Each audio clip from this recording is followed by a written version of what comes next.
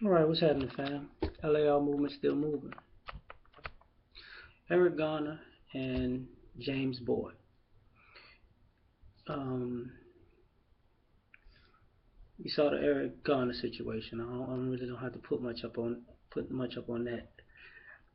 It's an interesting one that I just happened to come across because I was going to do a story on um, this guy who just got exonerated for shooting the police because they came up to his back door in the middle of the night. He went to the wrong house and he asked who was there. They didn't say nothing. They put some red beams on him. He shot at him, shot one of them. You know, at first he was guilty because, of course, he shot a cop, and the judge said he was guilty because they're all on the same team.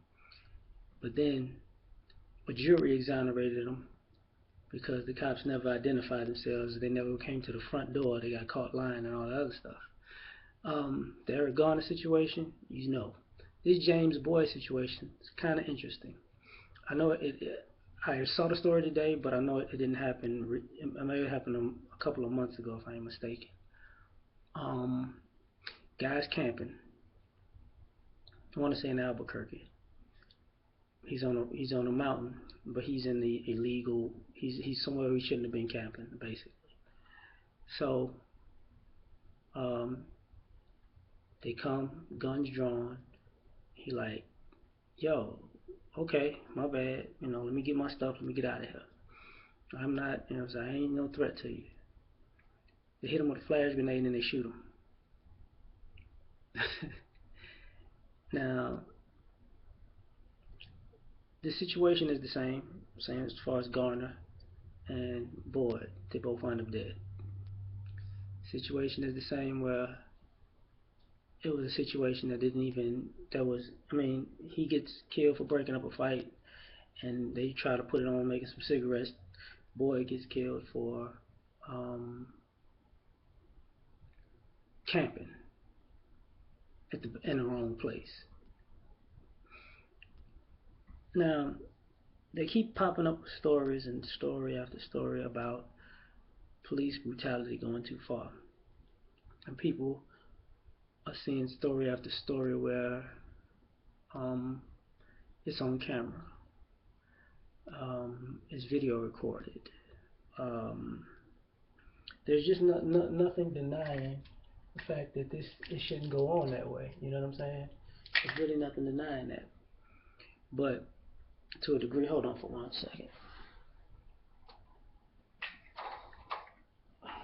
Okay. But to a degree, the problem is this: just because it's recorded doesn't mean anything. Just because it's voice recorded doesn't mean anything. Because the same you as a citizen may have recorded something, but you got to turn it over to the police department and the legal system who are on the same side. So of course they have home field advantage, and they're gonna cover up their own people. Garner's black, Boyd is white, and the outrage I would say is the same. It's just normally when somebody is killed like that, there's going to be outrage for abuse of power. There's also outrage culturally and racially because you don't like seeing your group getting done like that. But now I have to open my eyes up and say, okay, well, I said eventually the cops was going to start doing white people like this. And I'm starting to see more and more they getting done like this. It was a story prior to that where cops harassed a lady whose son was stung by a scorpion. They were trying to rush him to the hospital and giving him a hard time for that. You know, in that story, they referenced another story where a guy was rushing his mother to the emergency room because she was dying. And the cops stopped that situation, and she died in the car while the guy was trying to get into the emergency room. Which reminds me of the story of a guy that in Dallas. He played football for the Texans, something Moats. He was going to the hospital to see his wife's mother because she was about to go, and the cops harassed him and held him in there and wanted their respect. And I did a video on that too. But the thing about all of this is this. Same thing with the Oscar grant. You know, if you put on a badge, 9 times out of 10, you're gonna get. You can commit any crime you want to as long as you're wearing that uniform. And even if you get fired, you're not gonna be held to the same legal standard, or you're not gonna get the time that somebody else will get. See, but using the story prior to that with the guy who shot, and seeing some other these stories that have come out recently, probably too much light.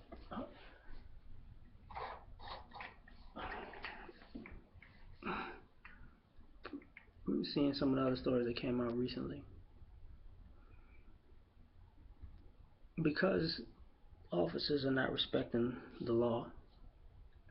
Law enforcement is cool with the law breaking the law. Well, people who enforce the law breaking the law. And because video footage doesn't matter, like we knew video footage didn't matter with Rodney King. Like, as a black person, come on, like I feel like we're naive. We've been taking video footage since Rodney King. Like seriously. No, it doesn't matter. Matter of fact, let's go back further than that. With the fire hoses in Mississippi and Alabama and the dogs getting sick on people. That was video footage back then. Nobody went to jail for that stuff. Nobody got prosecuted for that stuff. Nobody got prosecuted for Rodney King. So why would you expect somebody to get prosecuted for the things they do now? That's not historically how it worked. But I think white people are starting to, and just not non-black people in general are starting to look at it like, wow, we the enemy too. Yeah, pretty much, because they're starting to say there was a kid, white kid, crack, like that was a crazy story. Kid got cops came to the house, shot the kid because he had a weed controller in his hand.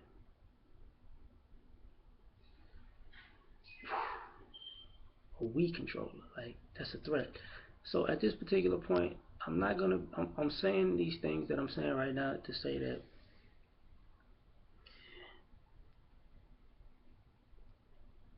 people are wise, are becoming wise to what's going on, and I'm going to tell you now, this ain't gonna work out well for law enforcement, because see, law enforcement had, there was a comment that one of these guys made, and because I'm gonna put the link in the description box below.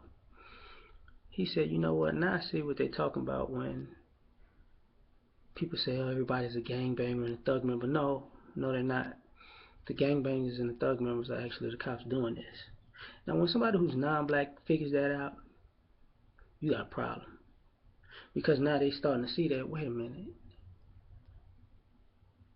you saying everybody's a threat when you're killing people. You saying everybody's a threat when you're arresting people. So, and the only person who's alive in this scenario is a guy who was in fear for his life and shot back. Even though he had to go to jail for that, but he got exonerated by the people for that.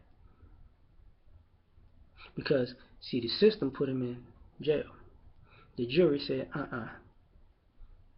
So what I'm saying is, see, the system is gonna work for the system. The people, they're not cool with the system no more. Just let me know what you think.